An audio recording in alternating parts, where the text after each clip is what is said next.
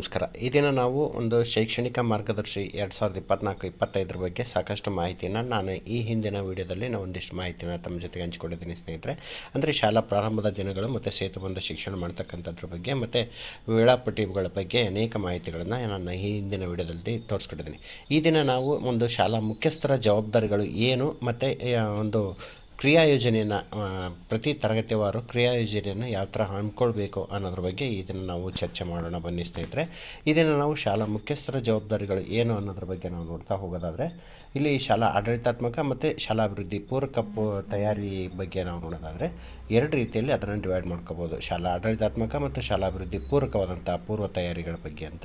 ಈಗ ನಾವು ಶಾಲಾ ಆಡಳಿತಾತ್ಮಕವಾಗಿ ನಾವು ನೋಡೋದಾದರೆ ಶೈಕ್ಷಣಿಕ ವರ್ಷದ ಪೂರ್ವ ತಯಾರಿಯನ್ನು ನಾವು ಮಾಡ್ಕೋಬೇಕಾಗುತ್ತೆ. ವಿಶೇಷವಾಗಿ ಆಸಕ್ತಿಯನ್ನು ವಹಿಸಿಕೊಂಡು ಕಾರ್ಯಯೋಜನೆಗಳನ್ನು ಕ್ರಿಯಾ ಯೋಜನೆಗಳನ್ನು ರೆಡಿ ಮಾಡಿಕೊಂಡು ಬುಕ್ಲೆಟನ್ನು ರೆಡಿ ಮಾಡಿಕೊಂಡು ಆಲ್ಬಮನ್ನು ತಯಾರಿಸಿ ತಾವು ಮಾಹಿತಿಯನ್ನು ರೆಡಿ ಮಾಡ್ಕೊಳ್ಬೇಕಾಗತ್ತೆ. ಎರಡನೇದಾಗಿ ದಾಖಲಾತಿ ಆಂದೋಲನವನ್ನು ಮಾಡಬೇಕು. ಅಂದರೆ ಮಕ್ಕಳ ದಾಖಲಾತಿಗಾಗಿ ಆಂದೋಲನವನ್ನು ಮಾಡಬೇಕು. ಶಿಕ್ಷಕರ, ಮಕ್ಕಳ ಮತ್ತು STMC ಅವರ ಮತ್ತು ಜನಪ್ರತಿನಿಧಿಗಳ ಒಂದು ಮತ್ತು ಒಂದು ಹಳೆಯ ವಿದ್ಯಾರ್ಥಿಗಳ ಸಂಘದ ಸಹಾಯದೊಂದಿಗೆ ಒಂದು ದಾಖಲಾತಿ ಆಂದೋಲನವನ್ನು ಕೈಗೊಳ್ಳಬೇಕಾಗತ್ತೆ ಸ್ನೇಹಿತರೆ. ಅದಾದಮೇಲೆ ಮುಖ್ಯ ಶಿಕ್ಷಕರ ಡೈರಿಯನ್ನು ಹೆಡ್ ಮಾಸ್ಟರ್ ನಿರ್ವಹಣೆ ಮಾಡಬೇಕು. ಅಂದರೆ ವರ್ಷ ಪೂರ್ತಿ ಅವರು ಏನು ಕಾರ್ಯಕ್ರಮಗಳನ್ನು ಹಮ್ಮಿಕೊಳ್ತಾರೆ ಅನ್ನೋದ್ರ ಬಗ್ಗೆ ಅವರು ಒಂದು ಡೈರಿಯನ್ನು ಅಚ್ಚುಕಟ್ಟಾಗಿ ನಿರ್ವಹಣೆ ಮಾಡಬೇಕಾಗತ್ತೆ. ಅದಾದಮೇಲೆ ಹಾಜರಾತಿ ಪುಸ್ತಕದಲ್ಲಿ ಮಕ್ಕಳ ಹೆಸರುಗಳನ್ನು ಲಂಬವಾಗಿ ಬರೀತಕ್ಕಂಥದ್ರ ಬಗ್ಗೆ ಮತ್ತು ಅಡ್ಡ ಸಾಲಿನಲ್ಲಿ ಬರೆಯದೆ ಲಂಬ ಸಾಲಿನಲ್ಲಿ ಬರೀಬೇಕು ಅನ್ನೋದ್ರ ಬಗ್ಗೆ ಸ್ಪಷ್ಟವಾದಂಥ ಉಲ್ಲೇಖ ಇದೆ ಸ್ನೇಹಿತರೆ. ಶಾಲೆಯನ್ನು ಅಂದಚಂದಗೊಳಿಸ್ತಕ್ಕಂಥದ್ದು ಅಂದರೆ ಶಾಲಾ ಸುಣ್ಣ ಬಣ್ಣ ಇರ್ಬೋದು, ಸಣ್ಣ ಪುಟ್ಟ ದುರಸ್ತಿ ಮಾಡಿಸ್ತಕ್ಕಂಥದ್ದು ಇರ್ಬೋದು, ಲಭ್ಯವಾದಂಥ ಹಣದಲ್ಲಿ ಮಾಡಿಸಿ ಅಂತ ಇದ್ರ ಬಗ್ಗೆ ಮಾಹಿತಿಯನ್ನು ಕೊಟ್ಟಿದ್ದಾರೆ. ಅದಾದಮೇಲೆ ಮತ್ತು ಯಾವುದೇ ಸಂದರ್ಭದಲ್ಲಿ ಮಳೆಗಾಲದ ಸಂದರ್ಭದಲ್ಲಿ ಬೀಳ್ತಕ್ಕಂಥ ಸಂದರ್ಭದಲ್ಲಿ ಕಟ್ಟಡಗಳಿದ್ದರೆ ಅಂತಹ ಒಂದು ಸ್ಥಳದಲ್ಲಿ ಮಕ್ಕಳನ್ನು ಕೂರಿಸದಂತೆ ಎಚ್ಚರಿಕೆಯನ್ನು ವಹಿಸಬೇಕು ಅಂತೇಳಿ ಹೇಳಿದ್ದಾರೆ. ಮತ್ತು ಜೊತೆಗೆ ಶಾಲಾ ಶೌಚಾಲಯ ಇರ್ಬೋದು, ಕುಡಿಯೋ ನೀರು, ಶಾಲಾವನ, ಶಾಲಾ ಮೈದಾನ, ಕಾಂಪೌಂಡು ಇವೆಲ್ಲವೂ ಸಹಿತ ಸುಸ್ಥಿತಿಯಲ್ಲಿರುವಂತೆ ನೋಡ್ಕೊಳ್ಬೇಕು ಸ್ನೇಹಿತರೆ. ಶಾಲಾ ಪ್ರಾರಂಭೋತ್ಸವದ ಬಗ್ಗೆ ನಾವು ನೋಡೋದಾದರೆ ಶಾಲಾ ಒಂದು ಪ್ರೋತ್ಸಾಹಕ ಸೌಲಭ್ಯಗಳನ್ನು ಉಚಿತವಾಗಿ ಮಕ್ಕಳಿಗೆ ಕೊಡೋದ್ರ ಮೂಲಕವಾಗಿ STMC ಮತ್ತು ಪಾಲಕರು, ವಿದ್ಯಾರ್ಥಿಗಳು ಸೇರಿದಂತೆ ಎಲ್ಲ ಮಾಹಿತಿ ಎಲ್ಲರನ್ನು ಒಳಗೊಂಡಂತೆ ಪ್ರಾರಂಭೋತ್ಸವವನ್ನು ಅಚ್ಚುಕಟ್ಟಾಗಿ ವಿಜೃಂಭಣೆಯಿಂದ ಮಾಡಬೇಕು ಅಂತೇಳಿ ಮಾಹಿತಿ ಇದೆ ಸ್ನೇಹಿತರೆ.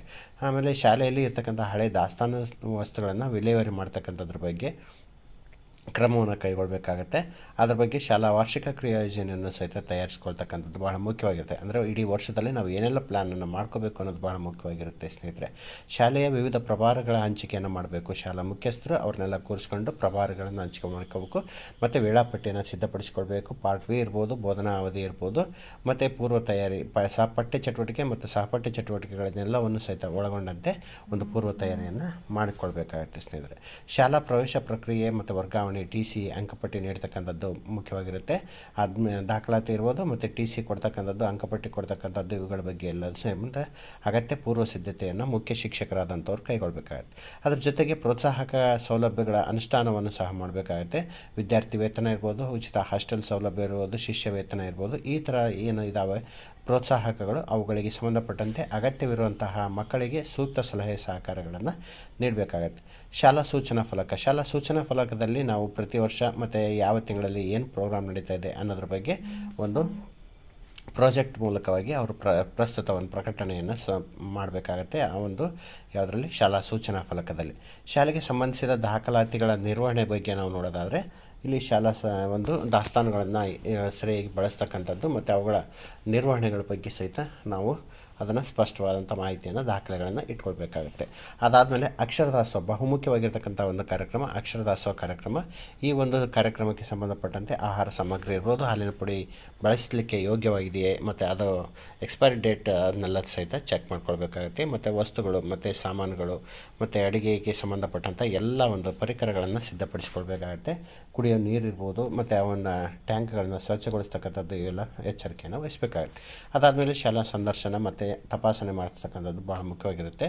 ಶಾಲಾ ಸಂದರ್ಶನ ಬರ್ತಕ್ಕಂಥವ್ರಿಗೆ ಅಗತ್ಯವಾದಂಥ ಮಾಹಿತಿಯನ್ನು ಕೊಡ್ತಕ್ಕಂಥದ್ದು. ಆಮೇಲೆ ಮಿಂಚಿನ ಸಂಚಾರವನ್ನು ಮಾಡಿದಂಥ ಸಂದರ್ಭದಲ್ಲಿ ಅಗತ್ಯವಾದಂಥ ಮಾಹಿತಿ ಮತ್ತು ಮೂಲಭೂತ ಸೌಲಭ್ಯಗಳ ಬಗ್ಗೆ ಮಾಹಿತಿಯನ್ನು ಅಕ್ಷರದಾಸೋಹಕ್ಕೆ ಸಂಬಂಧಪಟ್ಟಂಥ ಮಾಹಿತಿಯನ್ನು ಕೊಡಬೇಕಾಗುತ್ತೆ. ಅದಾದಮೇಲೆ ಪೋಷಕರ ತಾಯಂದಿರ ಸಭೆಯನ್ನು ಸಹಿತ ನಡೆಸಬೇಕಾಗತ್ತೆ. ಮುಖ್ಯ ಶಿಕ್ಷಕರವರು ಈ CCಯಲ್ಲಿ ಮಕ್ಕಳ ದಾಖಲಿಸಿರ್ತಕ್ಕಂಥ ಅಂಕಗಳನ್ನು ಅವರು ಒಂದು ಪೇರೆಂಟ್ಸ್ಗೆ ಕೊಡಬೇಕಾಗುತ್ತೆ ಸ್ನೇಹಿತರೆ. ಅದಾದಮೇಲೆ ಮತ್ತೆ ನೋಡೋದಾದರೆ ಇತರ ಆಡಳಿತಾತ್ಮಕ ಅಂಶಗಳಂತಂದರೆ ಶಾಲಾಭಿವೃದ್ಧಿ ಕುರಿತು ಆ ಒಂದು ಸಭೆಯಲ್ಲಿ ಚರ್ಚೆ ಮಾಡಬೇಕು. ಶಿಕ್ಷಕರ ಸಿಬ್ಬಂದಿಗಳ ಸೇವಾ ಮಾಹಿತಿ ಸೌಲಭ್ಯಗಳನ್ನು ವಿಳಂಬವಲ್ಲದೆ ಅವರು ಕೊಡಬೇಕಾಗುತ್ತೆ. ಆಮೇಲೆ ಶಾಲಾ ಆಸ್ತಿ ನೋಂದಣಿ ಮತ್ತು ದಾಸ್ತಾನುಗಳ ಬಗ್ಗೆ ನಿಖರವಂತ ಮಾಹಿತಿ ಇರಬೇಕು. CCEಗೆ ಸಂಬಂಧಪಟ್ಟಂತೆ ಎಲ್ಲ ಮಾಹಿತಿಗಳನ್ನು ಸಹಿತ ದಾಖಲೆಯನ್ನು ಮಾಡ್ಕೊಳ್ಬೇಕಾಗತ್ತೆ. ಶಾಲಾಭಿವೃದ್ಧಿ ಕಾರ್ಯಗಳನ್ನು ನಾವು ನೋಡೋದಾದರೆ ದಾನಿಗಳ ಸಹಕಾರದಿಂದ ನಿರ್ವಹಣೆಯನ್ನು ಮಾಡ್ತಕ್ಕಂಥದ್ದು, ಈ ಕಲಿಕಾ ಕೇಂದ್ರಗಳ ಪ್ರೋತ್ಸಾಹಕಗಳನ್ನು ನಿರ್ವಹಿಸ್ತಕ್ಕಂಥದ್ದು ಭಾಳ ಮುಖ್ಯವಾಗಿರುತ್ತೆ. ಅದಾದಮೇಲೆ ಇಲಾಖೆ ಮಂಜೂರಿಸಿದ ಅನುದಾನಗಳ ಬಳಕೆ ವಿವರವನ್ನು ಮಾಡಬೇಕಾಗತ್ತೆ.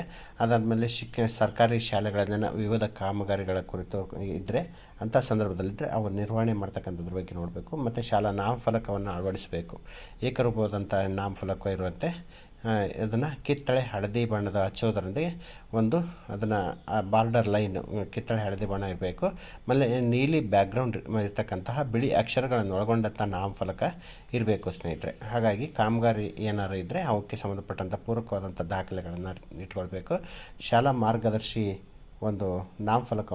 ಮಾರ್ಗಫಲಕವನ್ನು ಅಳವಡಿಸ್ಕೊಳ್ಬೇಕು. ಶಾಲೆಯ ಶೌಚಾಲಯ, ಕುಡಿಯುವ ನೀರನ್ನು ಸಮರ್ಪಕವಾಗಿ ನಿರ್ವಹಣೆ ಮಾಡಲಿಕ್ಕೆ ಏನೆಲ್ಲ ಕಾರ್ಯಕ್ರಮಗಳನ್ನು ಹಮ್ಮಿಕೋಬೇಕು ಅನ್ನೋದ್ರ ಬಗ್ಗೆ ಮಾಹಿತಿಯನ್ನು ಇಟ್ಕೋಬೇಕಾಗುತ್ತೆ.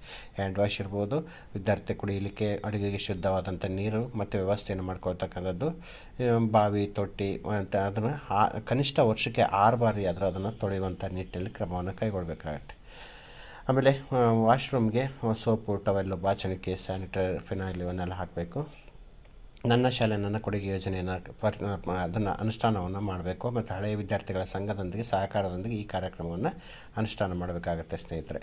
ಅದಾದಮೇಲೆ ವಿವಿಧ ಉದ್ದೇಶ ಕೊಠಡಿ, ಸಭಾಂಗಣ ವ್ಯವಸ್ಥೆಯನ್ನು ನೋಡ್ಕೊಳ್ಬೇಕಾಗತ್ತೆ. ಶಾಲಾ ಆಸ್ತಿ ಸಂರಕ್ಷಣೆ, ಇಷ್ಟು ಮಾಹಿತಿಯನ್ನು ಅವರು ಮುಖ್ಯ ಶಿಕ್ಷಕರಾದಂಥವರು ಯಶಸ್ವಿಯಾಗಿ ಕಾರ್ಯನಿರ್ವಹಿಸಿದರು ಅಂತಂದರೆ ಆ ಮುಖ್ಯ ಶಿಕ್ಷಕ ಅತ್ಯುತ್ತಮವಾದಂಥ ಮುಖ್ಯ ಶಿಕ್ಷಕ ಆಗಿರ್ತಾನೆ ಸ್ನೇಹಿತರೆ. ಅದ್ರ ಜೊತೆಗೆ ಸಲಹಾತ್ಮಕವಾದಂಥ ವೇಳಾಪಟ್ಟಿಗಳನ್ನು ಸಹ ನೀಡಿದ್ದಾರೆ. ನಲಿಕಲಿಗೆ ಸಂಬಂಧಪಟ್ಟಂತೆ ಸಲಹಾತ್ಮಕವಾದಂಥ ವೇಳಾಪಟ್ಟಿ ನಿಮ್ಮ ಶಾಲೆಯ ಪರಿಸರ ಮತ್ತು ಶಿಕ್ಷಕರ ಸಂಖ್ಯೆಗೆ ಅನುಗುಣವಾಗಿ ಈ ವೇಳಾಪಟ್ಟಿಯ ಮಾದರಿಯಲ್ಲೇ ತಾವು ಬದಲಾವಣೆ ಮಾಡ್ಕೊಳ್ಳಿಕ್ಕೆ ಅವಕಾಶ ಇದೆ. ಇದು ಒಂದು ಮಾದರಿ ಸಲಹಾತ್ಮಕವಾದಂಥ ವೇಳಾಪಟ್ಟಿಯಾಗಿರುತ್ತೆ ಸ್ನೇಹಿತರೆ. ಇದು ನಲಿಕಲಿ ಇರ್ಬೋದು. ಮತ್ತು 4, 5, 6 ಮತ್ತು 7ನೇ ತರಗತಿಗೆ ಸಂಬಂಧಪಟ್ಟಂತೆ ಮಾಹಿತಿ ಇರುತ್ತೆ. ಅದಾದಮೇಲೆ ವಿದ್ಯಾಪ್ರವೇಶ ಸಹ ಇರುತ್ತೆ ಸ್ನೇಹಿತರೆ. ಇಷ್ಟು ಮಾಹಿತಿ ತಮ್ಮ ಮಾಹಿತಿಗಾಗಿ ಒಂದು ಮಾಹಿತಿಯನ್ನು ಹಂಚಿಕೊಂಡಿದ್ದೇನೆ ಸ್ನೇಹಿತರೆ. ಇದೆಲ್ಲ ತಮಗೆಲ್ಲ ಅನುಕೂಲ ಆಯಿತು ಅಂತ ಅಂದ್ಕೊಳ್ತಾ ನಾನು ಮುಂದಿನ ಒಂದು ವಿಡಿಯೋದಲ್ಲಿ ಮತ್ತಷ್ಟು ಮಾಹಿತಿಯೊಂದಿಗೆ ಬರ್ತೀನಿ. ಎಲ್ರಿಗೂ ನಮಸ್ಕಾರ ಸ್ನೇಹಿತರೆ. ಥ್ಯಾಂಕ್ ಯು, ಧನ್ಯವಾದಗಳು.